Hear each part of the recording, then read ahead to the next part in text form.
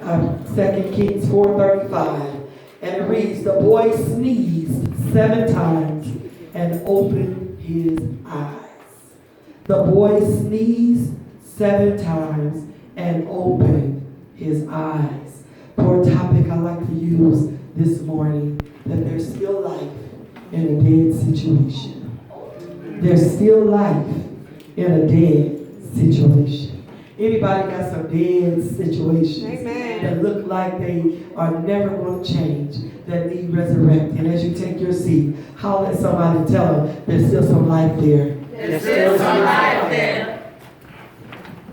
We are familiar with the story about the great prophets Elijah and Elisha, although they pursued the same objective, which was to turn the people from idolatry and bring them back to God. The difference between the two of them, how many know that there's always something different about us? We may look alike, but we have different characteristics in different areas of our life.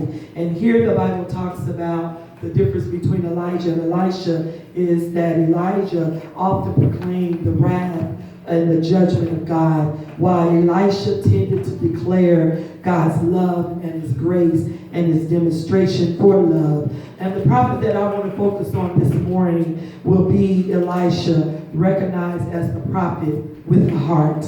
The life of Elijah demonstrates that God uses leaders of all kinds. He uses both those who emphasizes his judgment and his wrath, as well as those that draw men and women to himself through the demonstration of love and grace.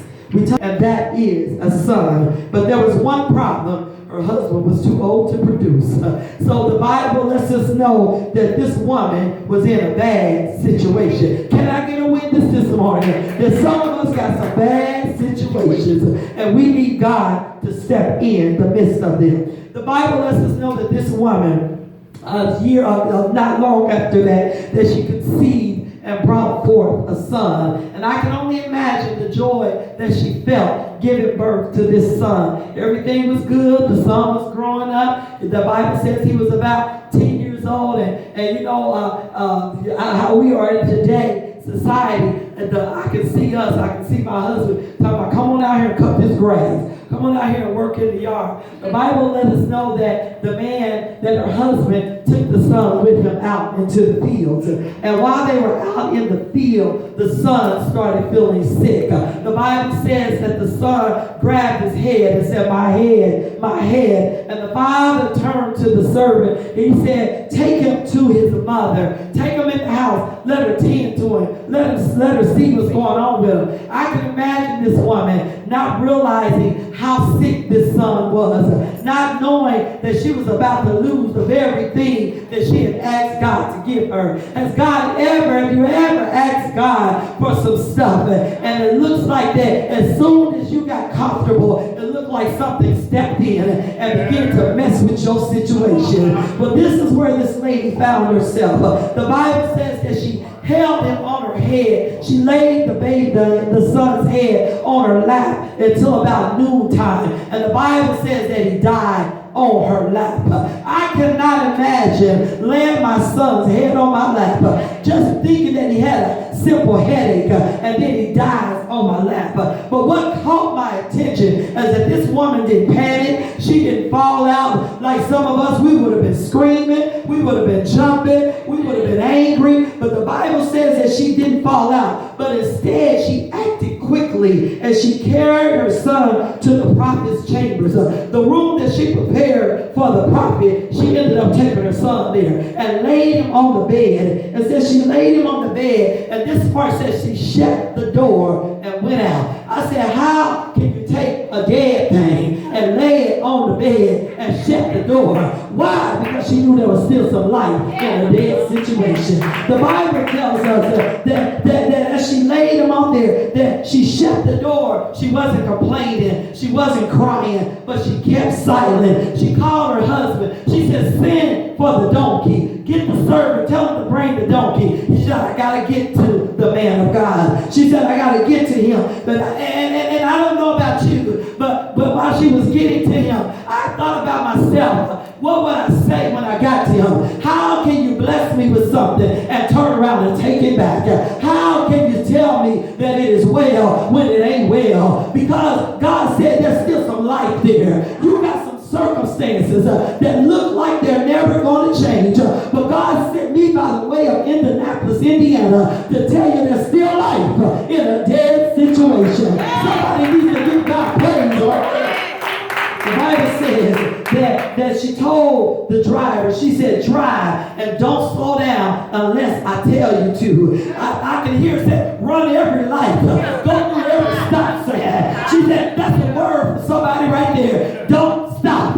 Keep moving. Look at somebody and tell them, whatever you do, don't stop. Keep moving. The Bible said that as she went through, I can imagine in her mind, the Bible said as she approached Elijah, that he noticed her and he asked his servant Gehazi, he said, hurry up and run and ask her, is everything all right? Now, I don't know about you, but I would have been screaming. He wouldn't have known that everything wasn't all right. I would have been like a crazy woman. But the Bible says that when this woman approached him, she said, she asked him as she got close to him, she said, why did you do this? Why did you let me have hope? And then this situation happened. But instead, she said when she got close to him, she took hold of his feet. Gehazi began to push her back. But the prophet said, let her do what she wants to do. And she told him, she said, my son is dead. Why did you bless me and then turn around and take him away? Look at your neighbor and tell him it ain't what it looked like. It ain't what it looks like. The Bible says that Elisha told Gehazi, he said, take your staff and go back to the chambers. He said, and wave it over the sun. And the woman of God, as she lay there, she said, I ain't leaving without you. See, some of us have gotten ahead of God, and we think that we can do this thing by ourselves. But God said there's some situations in your life. He said, if I'll be for you, I'm more than the world against you. And no weapon that's formed against you shall be able to prosper. And I can see this woman. She said, come on, Elisha. She said, you got to go back to this house. The Bible says as they got back to the house, that she followed him to the house. And meanwhile, Gehazi was already there. He had laid the staff upon the face of the boy, and he couldn't get no response. See, some of you connected to people, and they can't help you. I heard the Holy Ghost tell me, you need to disconnect, because there's some people in your life that ain't mean you no good. There's some people in your life that's holding up your progress. Tell somebody, let it go, let it go, let it go. The Bible says that meanwhile that they arrived at the house and the boy was lying dead on the couch. But it said that Elijah went in the house and he went to the chambers and he shut the door. There he goes again. He shut the door. But said when he went in, he shut the door and he prayed. Sometimes you got to get in your secret place. Sometimes you got to get by yourself and you got to shut the door and pray until you get the answer that you need. Tell somebody, whatever you do, don't stop praying. Whatever you do, God is not through blessing you. God has not forgotten you. Somebody needs to give God praise right there.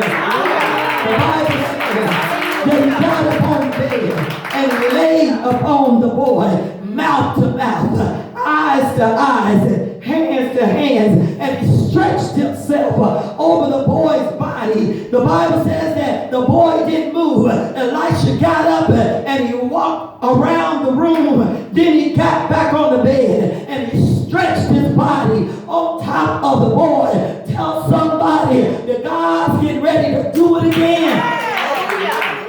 Get ready to do it again. You thought that it was over. You thought that God had counted you out. But God said, I'm getting ready to do it again. I'm getting ready to turn your situation around.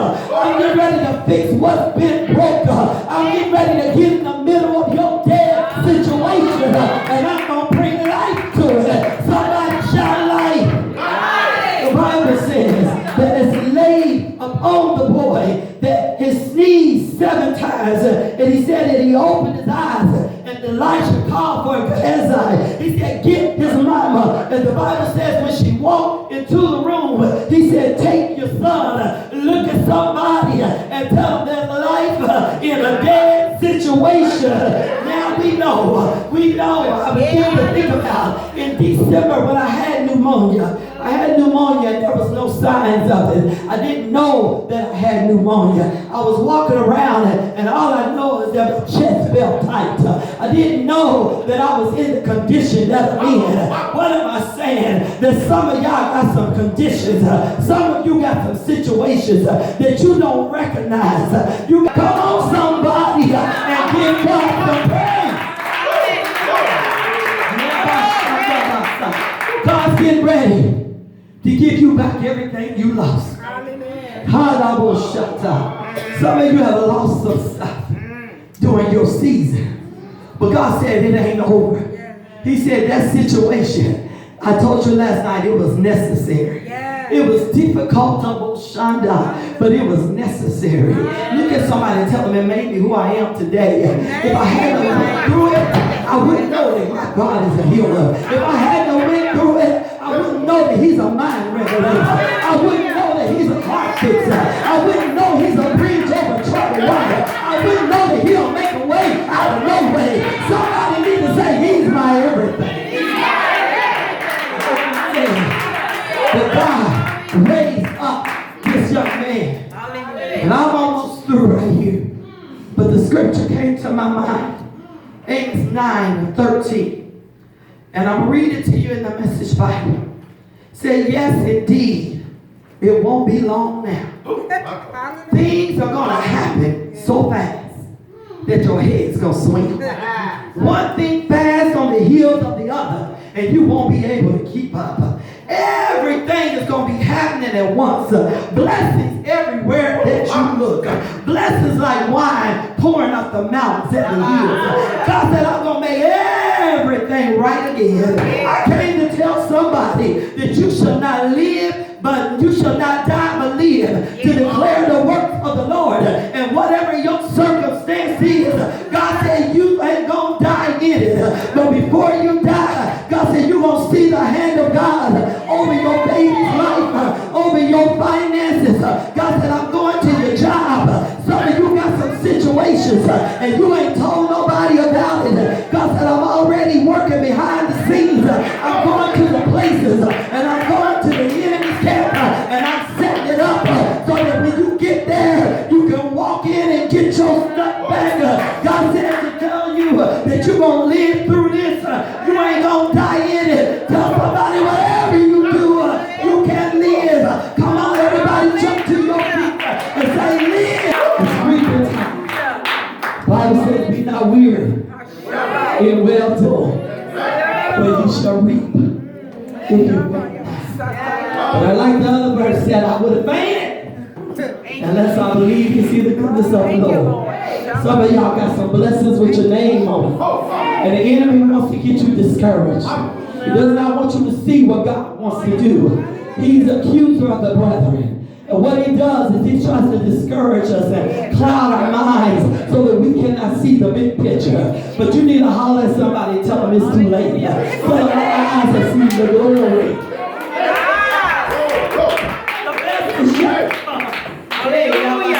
It's performance time, and God's getting ready to do something new in your life. For about 60 seconds, I want you to just give God some praise right now.